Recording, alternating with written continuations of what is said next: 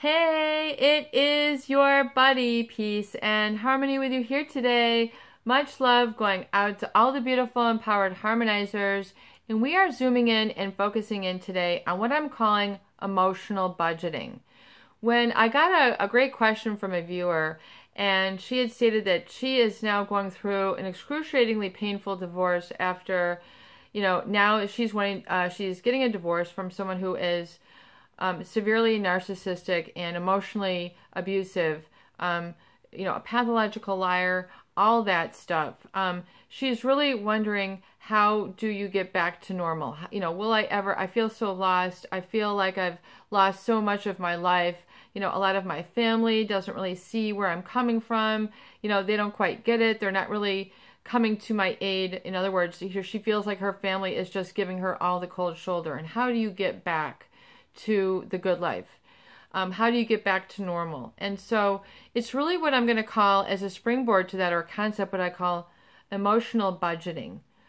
You have like an internal bank account. You have a reservoir. You have energy, within you, which you allocate and spend as you see fit.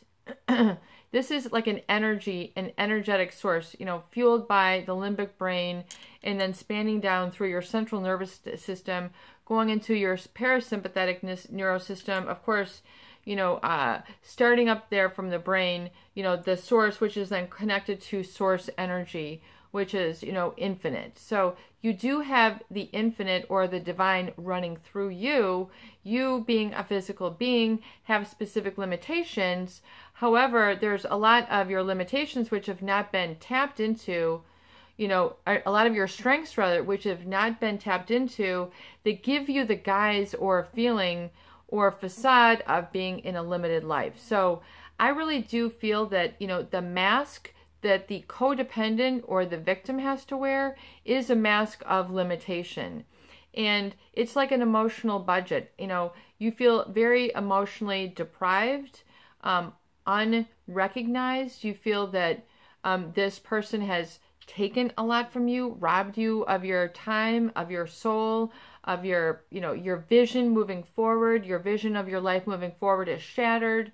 It feels like you have no opportunity, no potential, no one will love you, you're damaged goods. There's all these things that are running through your mind and in your heart, which are causing these feelings, this doldrum, this feeling of helplessness, this feeling of, monotony, really and truly, that can be then lead into boredom once you get through that healing stage. And so once you're kind of emerging from the chaos, it's kind of like you're in the head spin mode, and it's like, what happened? And your emotional budget, you're way out of budget. Like, you're in serious emotional debt. Like, you can't even, get yourself. A lot of people get very depressed. They can't get out of bed. They can't groom themselves. I had one lady who is really a shut-in.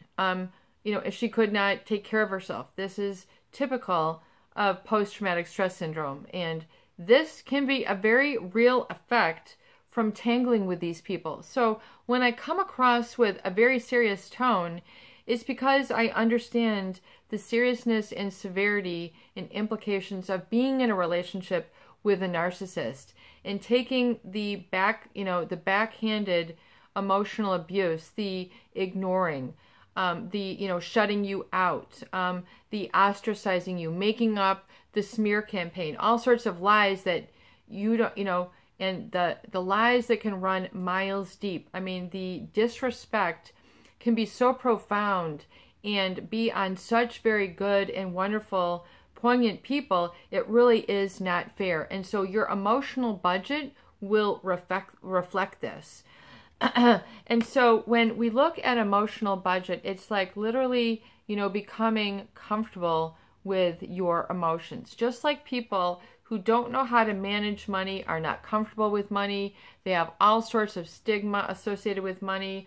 I can't be spiritual and be rich. I can't be happy and have material, things. Back in the day, I'm a material girl, back in the Madonna days, there's all sorts of these values or quote, sort of societal rules and norms perhaps that were taught to you in the church, unless you can, I know in the Catholic Church, you have to be, as poor to fit through the eye of a needle or something like that, where the poor, and the rich will never go to heaven and the meek will inherit the earth. I mean, there's all this sort of like, this sort of emotional stuff that goes along, which oftentimes is very incomprehensible until you really kind of have some life experiences to put some things into check, some checks and balances. When you're in a relationship with a narcissist, everything tends to go unchecked with them. They get away with it all. They get away with cheating. You take them back. They get away with lying. You say, okay, it was only this time. They get away with it. It's just like an alcoholic. The alcoholic is always trying to see what they can get away with. They are always trying to get away with something. That is what they're about. Hiding the liquor, hiding the booze, hiding the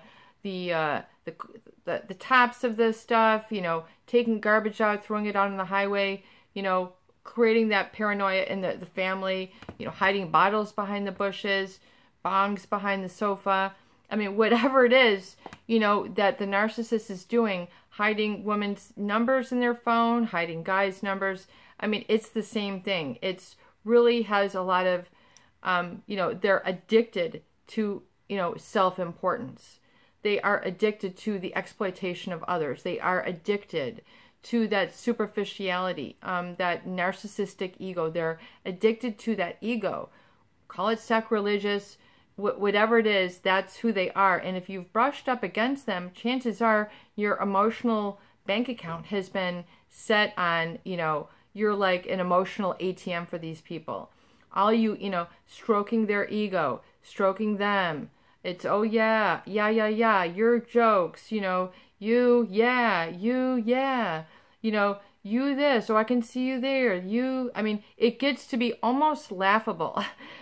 Once you mature along this and you've worked with a number of these people and you're wondering why other people don't pick up on it. It's because they don't pick up on it. They don't know better yet. They're still in just like, I'm going to stroke their ego mode.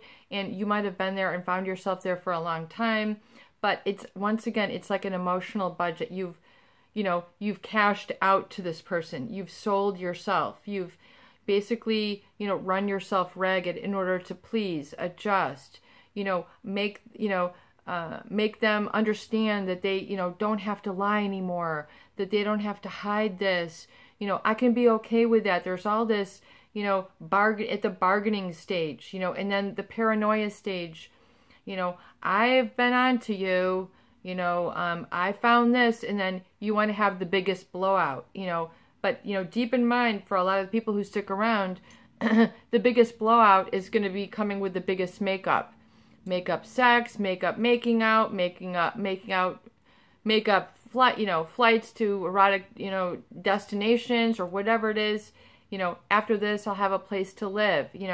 After this, I'll have a family. After this, we'll have more kids. Maybe if I just have more kids, we'll stay together. I mean, all these whatever decisions, it gets you emotionally awry, and so you're feeling depleted, empty. You don't know how to have fun. It can be very difficult to let it go and to smile, because that's the one little thing that the narcissist, you have been inhibited by. So it's like the narcissist is like an emotional inhibitor.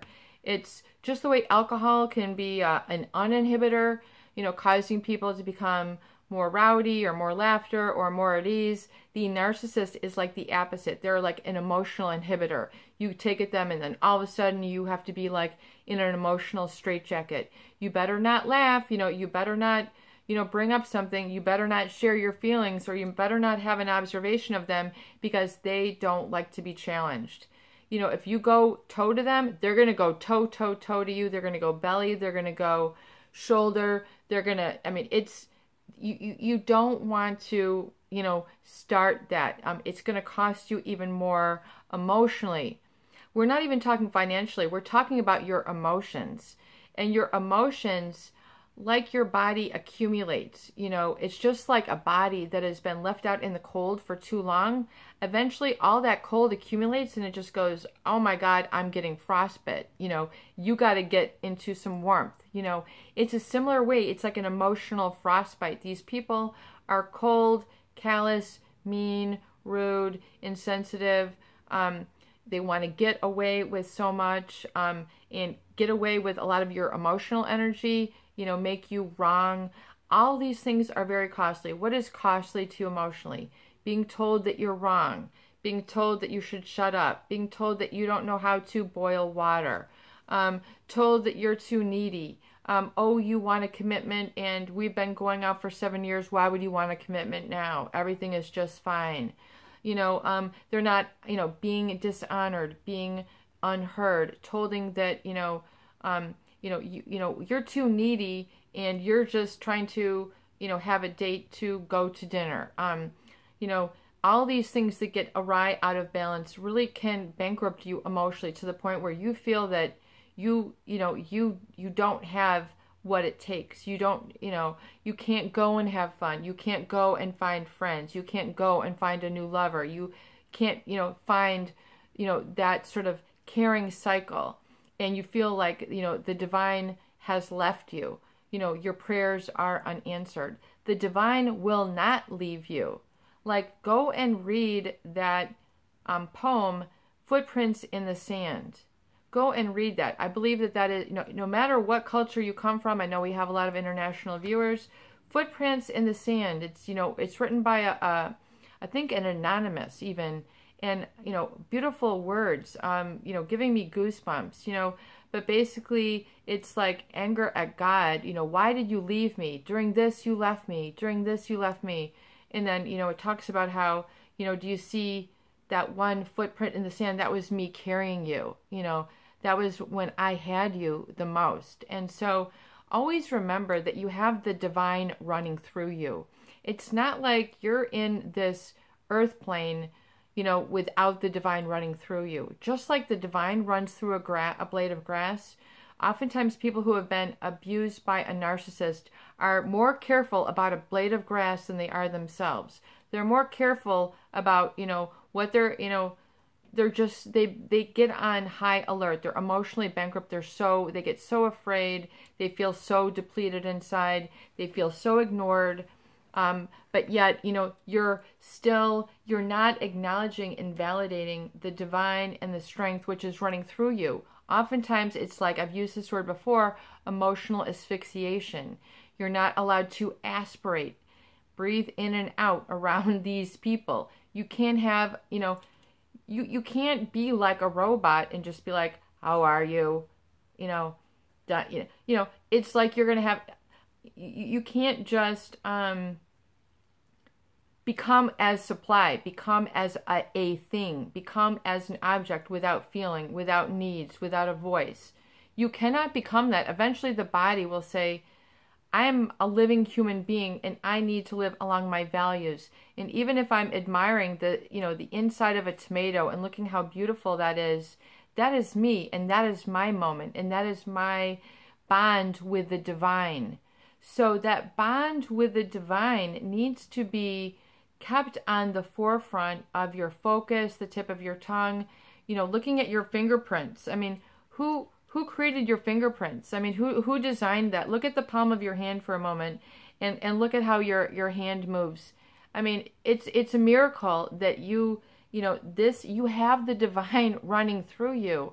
The narcissist blocks all that light from entering and filling in your body. They're like a big obstacle or a big eclipse of the sun. No matter where you live, you've all heard about it. It's eclipse of the sun. It's the blood moon. There's obstacles in the planet, the course of the planets. This blocks that. Things look different. We've got the seasons, etc. It's not like you're undivine, just thrown in here on the universe. You are part of the divine fabric. That is where the happiness is. When you acknowledge and validate that, and I'm not talking about getting religious, I'm talking about getting real, and really coming to terms and appreciation of yourself, especially your physical body, and which contains your limbic brain, which contains your emotions. You know, it's not like your emotions are like floating out there in outer space and all of a sudden, you know, they just jump into your body and then you feel something. I mean, you've got this vast network of interconnections of neurons and your central nervous system that feels all this, and it feels that way for a reason. And so there is a divine reason all the long, but it's time when you're feeling that you're emotionally bankrupt, it's time to actually turn to that light or that golden source, that preciousness and sacredness within you, which is the creator, which once you live that, you know, you can be set free. So this is not about a religious seminar. This is about understanding that when you are in a relationship with a narcissist or a psychopath, someone who is taking psychic emotional energy from you, they are drawing this quantum field out of which you need to have surrounding you. That's why I call it basically quantum healing. It's high level healing. It's allowing healing to take place in all of your systems, including the chakra system. It's being able to hollow yourself out, not in emptiness, but to hollow yourself out so that light will infuse your body. If you go into your bathroom and, you know, put on a candle instead of the regular light, give yourself a chance just to look at how that light radiates. It spreads out. That's how light goes. It doesn't, you know, it's not, hey, let me light a vacuum and sit around a vacuum. I mean, see how long you can sit around a vacuum until you can't stand the sound, the feeling, what it's doing. You know, that's what it's like, getting sucked up in the game, the drama, the tit for tat, the this for that, the win, the lose, the in, the out. Stop. Okay? Stop and let go. You are an individual, and it's time to stop defining yourself by all the ongoings of whatever else it is. You know, as there's a saying that's coming around now, you know, stay in your own lane. I've heard that repeated several times. It's like, you got to tell the narcissist in your heart and in your mind, stay in your own lane. And when you do that, you've got your own lane. And you're without a backseat driver. You are the driver. You know, you are then responsive and responsible to what you see on the road. And so being filled with light and reviving yourself, you need to do some spiritual practice, which gives you that feeling of happiness and glee and joy, you know, and stopping putting your time, your energy, if you were to take a bill over to that person every time you know, put money into emotional, you know, your emotional time and energy into that person and into that anguish, you're just, you know, you're emotionally bankrupting yourself. You're not giving yourself anything in return. The greatest gift you can give to yourself is understanding that you are a unique individual with talents and strengths, which you better get to know, and you better not say, oh, I've got time to do that. I'll discover myself maybe when it's warmer, or maybe like next year, or if I get a job. You know, you can't give, it's here and now. You know, the greatest gift you can give to yourself is the present, and this doesn't have to cost a lot of money. To replenish your inner bank, you know, your inner bank account emotionally, you need to stop touching on and pull yourself inward instead of order in, you know, order food in, bring pleasure in to your environment. But you need to do some spiritual practices and have some awareness. You know, once again, and someone had shared me with this, I think that this is a great idea, a great tool, is to get a white candle, which is symbolic of purity. It's purity. You know, and if you allow yourself, oftentimes you only see these in churches. A lot of people don't have them in their house because they think, oh, it's not colorful or it doesn't fit in. But if you go and get a white candle from any store, you know, it doesn't have to be scented. But if you go and then, men included, you know, light this candle and hold your hands over it and just, once again, I was talking about this in the other video, but put your hands and just send love into that flame. And send love. Maybe you felt this for another person, and the love that you felt towards this person, and just send love to that flame. And just look at it for about a moment, you know, maybe a minute or two. Sometimes it's so powerful, you can barely stand how, you know, because your eyes and all of your senses are taking in that light. And then if you open up with the awareness that you're filling your body with light. Sounds crazy, hokey dokey, airy fairy, okay, whatever. I'm lightening up. I mean, you've heard this phrase, loosen up, you know, unwind. These are expressions of the limbic brain. You know, this is how we describe our feelings, you know, get calm and carry on, or whatever you see that everywhere. Get calm, drink coffee, or, you know, all this stuff. Well, if you do that and then you draw a Epsom salt bath and maybe bubbles or something, and then have, you know, as long as, and then just allow that candle to fill the room with its light, and then just allow yourself to soak in that bathtub.